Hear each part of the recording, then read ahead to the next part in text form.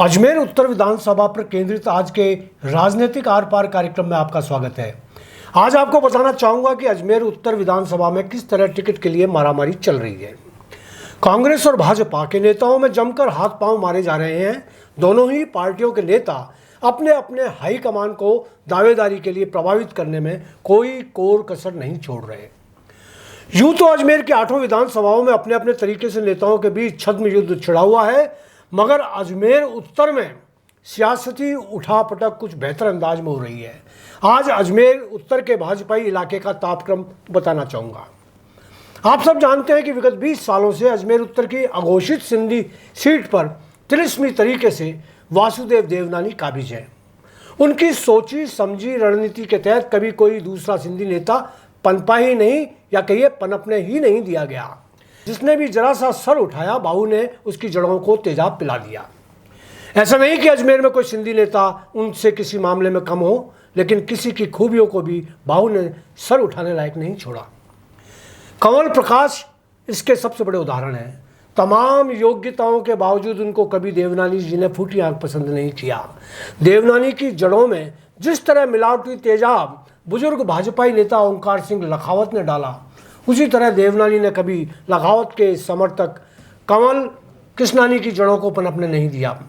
लखावत बहू का कोई बाल बांका नहीं कर सके, यह दीगर बात है, मगर लखावत ने पूरे प्रयास किए कि देवनानी के विरोध में कंवल प्रकाश को खड़ा किया जाए, और वो अभी तक विधायकी के सपने पाले हुए मैदान में डटे हुए हैं। यही कहानी हरीश पैनवाले की रही।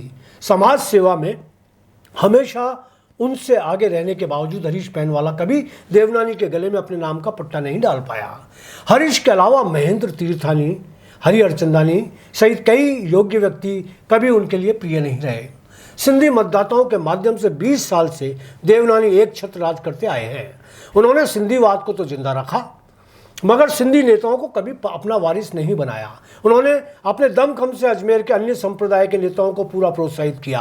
धर्मेंद्र गहलोत पर उनकी अतिरिक्त कृपा किस तरह बरसी, यह पूरा अजमेर जानता है। नीरज जैन भी उनकी छत्र छाया में ही 7वें आसमान तक पहुंचे, और तो और उन्होंने कई नामचीन पार्षदों तक पर अपना साया जिंदा रखा। मित्रों, जितना उन्होंने अपना वर्धहस्त अन्य जातियों के नेताओं पर रखा, उसका 10% भी किसी सिंधी नेता पर रखा होता तो आज वह बुढ़ापे में देवनानी के हाथ की लाठी बन गए होते। समझदार कहूँ या ज़्यादा समझदार में समझ में नहीं आ रहा। देवनानी ने अपने समाज के वोटों की फसलें काटी, उनके इकलौते नेता बने रहे, सिंधीवाद के नारे भी लगाते रहे, सिंधियों को सीढ़ी बनाकर अपना कद भी ऊंचा करते रहे, मगर कभी सच्चे अर्थों में सिंधियों के सगे नहीं हुए। ऐसा मैं नहीं, सिंधी खुद बतियाते नजर आ रहे हैं। हो सकता है मेरी राय पर वह जहरीली प्रतिक्रिया भी दे, मगर यह सच है कि उन्होंने सिंधी समाज को सिर्फ और सिर्फ वोट ही समझा, आज भी समझ रहे हैं। यह सच्चाई अब उनके समर्थक भी समझ गए हैं।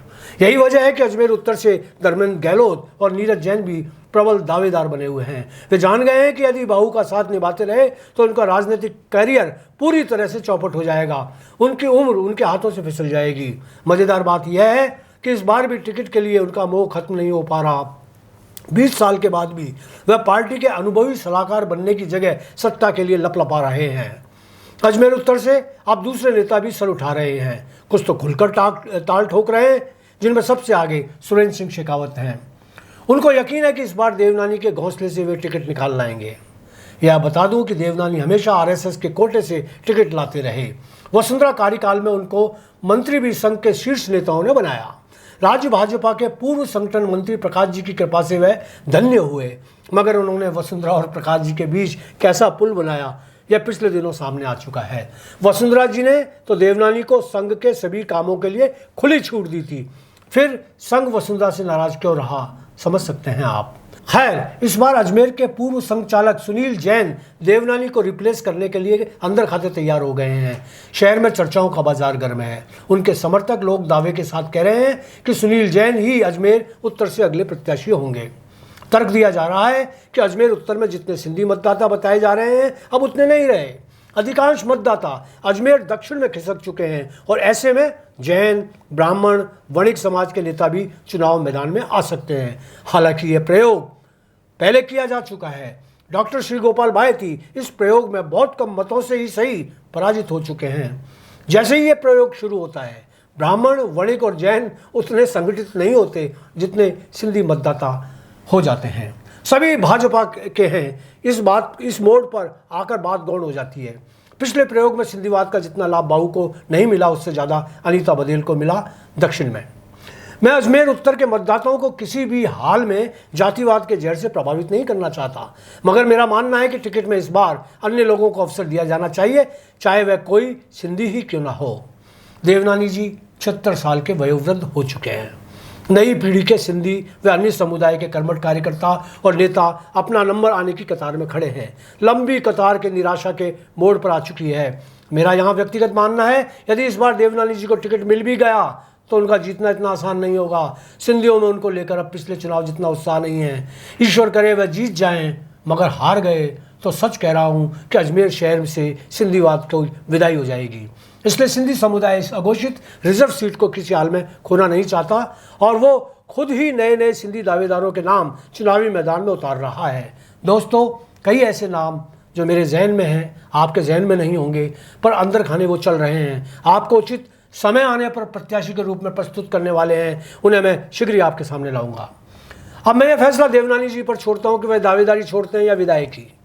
सिंधीवाद का नारा लगाते हुए मैं युवा सिंधी नेताओं से आग्रह करता हूं कि वह मुखर होकर देवनानी जी को मनाएं, उनको पूरे सम्मान के साथ सत्ता मोह छोड़ने का आग्रह करें। ईश्वर से भी प्रार्थना करता हूं कि उनको वह सद्बुद्धि प्रदान करे।